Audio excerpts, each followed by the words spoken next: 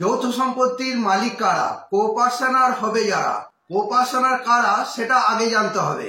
কোপার্সনার শব্দের বাংলা অর্থ হলো সম অংশীদার। কোপার্সনার কারা ও তাদের অধিকার ও কর্তব্য নিয়ে আমার একটি ভিডিও লিংক ডেসক্রিপশনে দেওয়া আছে, চাইলে দেখে নিতে পারেন। একটি হিন্দু যৌথ পরিবারের মধ্যে চতুর্থ প্রজন্ম পর্যন্ত বংশধরদের কোপার্সনার বলা হয়।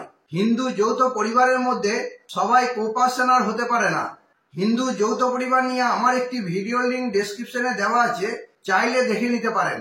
এবার হিন্দু যৌথ পরিবারের সম্পত্তিতে কোপার্সনারগণ মালিক হবে যদি কোপার্সনারি সম্পত্তি হয়। কোপার্সনারি সম্পত্তির বাংলা অর্থ হলো সহ সম্পত্তি, অর্থাৎ যেখানে সহ উত্তরাধিকার থাকে বা সহ অংশীদার থাকে। কোন কোন সম্পত্তি কোপার্সনারি সম্পত্তি হিসাবে গণ্য হবে সেটা জানতে হলে ভিডিওটি প্রথম থেকে শেষ অবধি অবশ্যই দেখতে থাকুন। Welcome back to my YouTube channel legal help and advice Bangla. আজকের এই ভিডিওতে জানাবো কোপার্সনারি সম্পত্তি বলতে কি বোঝায়, কোন কোন সম্পত্তি কোপার্সনারি সম্পত্তি হিসাবে গণ্য হবে। চ্যানেল মেম্বারশিপ, আজই এই চ্যানেলের সাথে সরাসরি যুক্ত হন। দেরি না করে চ্যানেলের মেম্বারশিপ গ্রহণ করুন। আপনার নিজের ও আপনার পরিবারের যে কোনো সমস্যার আইনি সমাধান জানাতে এই চ্যানেল সবসময়ের জন্য গুরুত্বপূর্ণ ভূমিকা পালন করবে। আমরা মেম্বারদের সমস্যার সমাধানের জন্য আলাদা ভিডিও বানিয়ে থাকি, যেগুলি কেবলমাত্র মেম্বারশিপ গ্রহণ করলেই দেখতে পাবেন। মেম্বারশিপ নিতে ভিডিওর নিচে থাকা জয়েন বাটনটি ক্লিক করুন। আজই চ্যানেলটিকে আপনার পরিবারের সদস্য বানিয়ে ফেলুন। আইনি সমস্যা সংক্রান্ত আমার আরো অনেক ভিডিওর লিংক ডেসক্রিপশনে দেওয়া আছে। আপনার সমস্যা সম্পর্কিত কোনো ভিডিও থাকলে দেখে নিতে পারেন। ভিডিওটি ভালো লেগে থাকলে একটি লাইক দেবেন ও শেয়ার করবেন। চ্যানেলে নতুন হলে চ্যানেলটি অবশ্যই সাবস্ক্রাইব করে নেবেন। সবার আগে প্রয়োজনীয় আইনি তথ্য ও পরামর্শ পেতে পাশে থাকা বেল আইকনটি ক্লিক করে অল বাটনটি প্রেস করে দেবেন, কারণ এই চ্যানেল আপনাদের সমস্যা সমাধানে সহায়ক হিসাবে কাজ করে থাকে।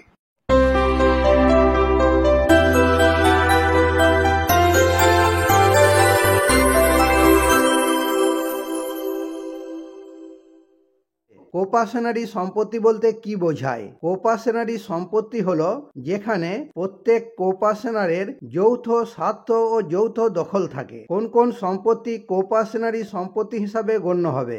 1. পূর্বপুরুষদের কাছ থেকে উত্তরাধিকার সূত্রে প্রাপ্ত সম্পত্তি। ক.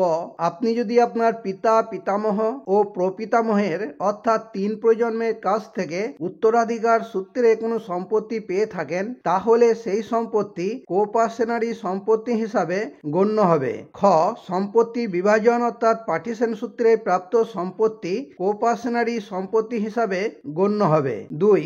মিশ্রিত সম্পত্তি, যদি কোনো কোপার্সনার তার নিজস্ব সম্পত্তি অর্থাৎ স্ব অর্জিত সম্পত্তি কোপার্সনারি সম্পত্তির সাথে মিশিয়ে দেয়, তখন তাকে মিশ্রিত সম্পত্তি বলে থাকে। এই মিশ্রিত সম্পত্তি কোপার্সনারি সম্পত্তি হিসাবে গণ্য হবে। তবে মনে রাখতে হবে, কোনো কোপার্সনার তার নিজস্ব সম্পত্তি অর্থাৎ স্ব অর্জিত সম্পত্তি কোপার্সনারি সম্পত্তির সাথে মিশিয়ে দিতে বাধ্য নয়। 3. কোপার্সনারি সম্পত্তিকে কাজে লাগিয়ে যদি কোনো সম্পত্তি অর্জিত হয়, তাহলে সেই সম্পত্তি কোপার্সনারি সম্পত্তি হিসাবে গণ্য হবে। উদাহরণ হিসাবে বলা যেতে পারে যে কোপার্সনারি সম্পত্তি থেকে 1 লক্ষ টাকা নিয়ে যদি কোনো কোপার্সনার 10 লক্ষ টাকা আয় করে থাকে, তাহলে ওই 10 লক্ষ টাকা কোপার্সনারি সম্পত্তি হিসাবে গণ্য হবে। যদি কোনো কোপার্সনার জীবন বীমার পলিসির প্রিমিয়ামের টাকা কোপার্সনারি সম্পত্তি থেকে দিয়ে থাকে, তাহলে জীবন বীমা পলিসির সমগ্র টাকা